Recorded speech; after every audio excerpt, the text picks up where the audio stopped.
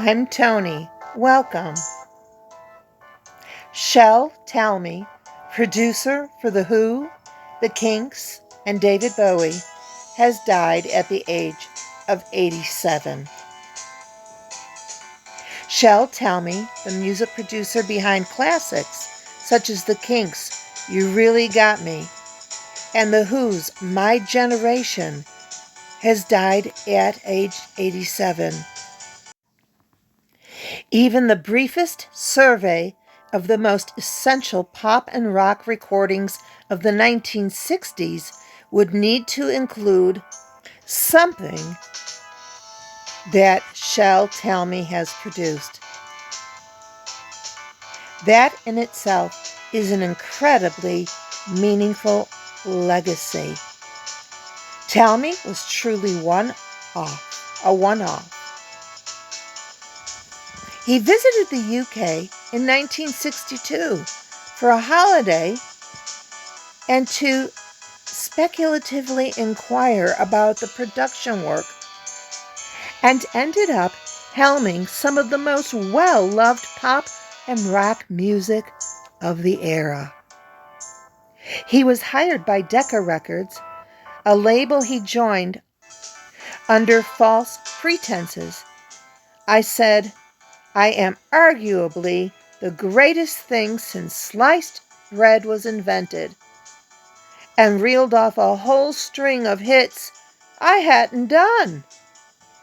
He later said, by the time they found out it was all bull crap, I'd already had my first hit, and they were very gentlemanly. He met the manager of an up-and-coming band called the Ravens, soon to be the Kinks. Talmy helped them to get signed to Pie Records and produce their first releases, Long Tall Sally and Will You Still Want Me? The Kinks, great band from the 60s, don't you think? What's your favorite Kinks tune? Here's Sheldon, Shel, Talmy. Not bad looking man. The follow-up was You Really Got Me Now, with Talmy, who hired a pre-Led Zeppelin Jimmy Page to play rhythm guitar as a session musician, using raw, almost blown-out production to capture the raucous immediacy of the track. It became a UK #1 hit and hugely influential on British rock music. Talmy continued to work with the Kinks until 1967, producing #1 hits, Sunny Afternoon, Tired of Waiting for You, as well as Dedicated Followers of Fashion, a favorite of mine, All Day and All of the Night, and more. The Who's Pete Townsend was such a fan of Talmy's work on You Really Got Me Now that he wrote a song inspired by it, I Can't Explain, to persuade Talmy to produce the band's first work. I Can't Explain became their debut and reached the UK top 10, as did the Talmy-produced follow-up, Anywhere, Anyway, Anyhow, Anywhere.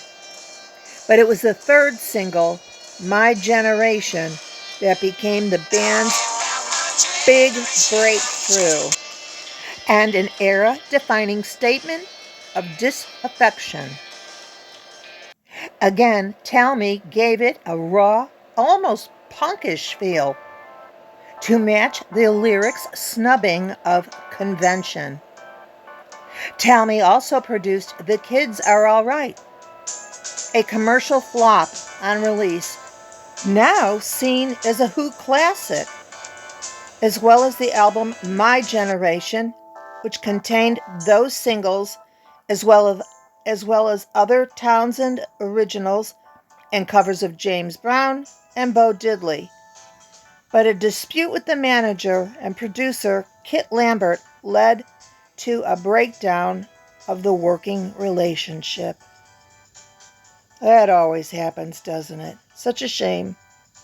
In 1965, Talmy also worked with David Bowie, producing 2 singles with the bands he fronted before his 1967 solo debut album, I Pity the Fool by the Manish Boys, and You've Got a Habit of Leaving by Davy Jones and the Lower Third. He also produced top 5 hits for Manfred Mann, Semi-Detached, Suburban Mr. James, and Ha Ha, Said the Clown, as well as their successful cover of Bob Dylan's Just Like a Woman. Other Talmy-produced rock acts included The Creation. Talmy had a hand in the innovative use of the violin bow on guitars, later saying, as I recall, guitarist Eddie Phillips was practicing guitar at somebody's house, and there happened to be a violin bow around, and he picked it up and started messing with it. I heard it and said, wow, let's use that. I've never heard that sound before. He also produced the Andy Fairweather low-fronted Amen Corner, while Australian group The Easy Beats had a global hit in 1966 with the Talmy-produced Friday on My Mind.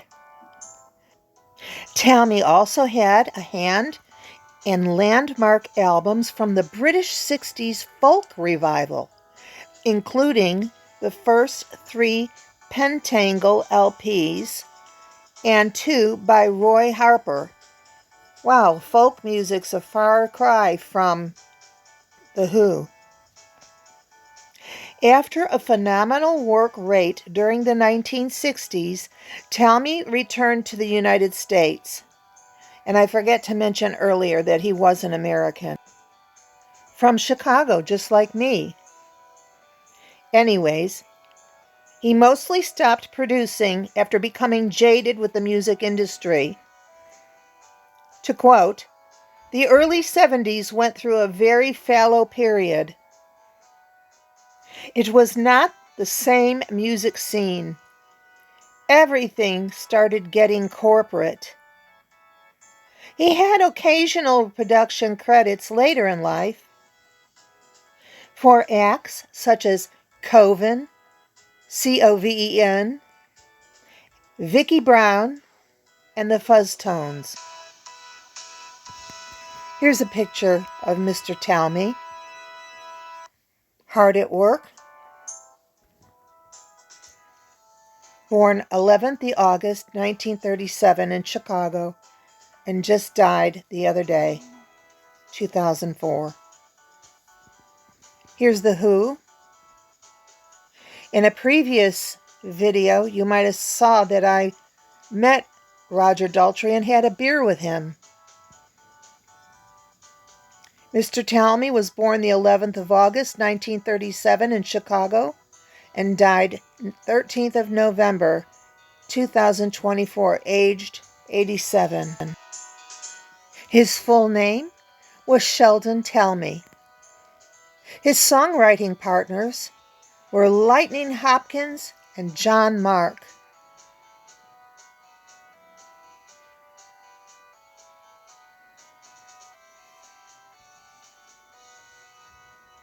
Here's some early Kinks photos.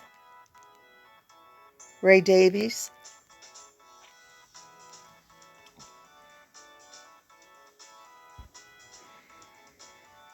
I love the Kinks. Comment below if you like some of these bands and if you've ever heard of Shel Talmy. We all miss Bowie, don't we? Or in some places in the UK they call him Bowie. In the United States, we call him Bowie. There's Mr. Talmy. Pretty nice car back there for producing records. May Mr. Talmy's memory prove to be a blessing for his family, friends, and co-workers.